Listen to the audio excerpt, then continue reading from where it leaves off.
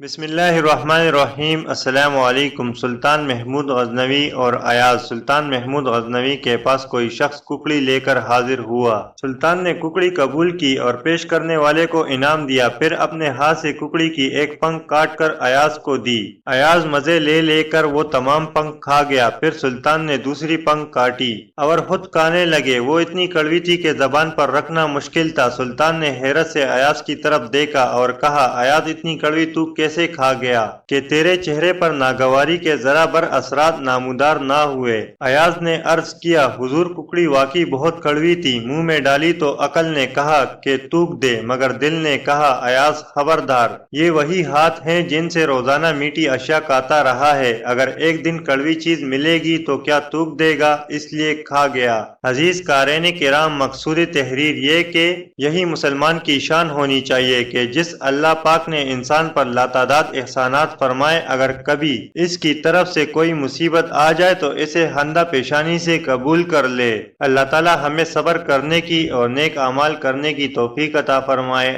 آمین ثم آمین۔ اللہ حافظ۔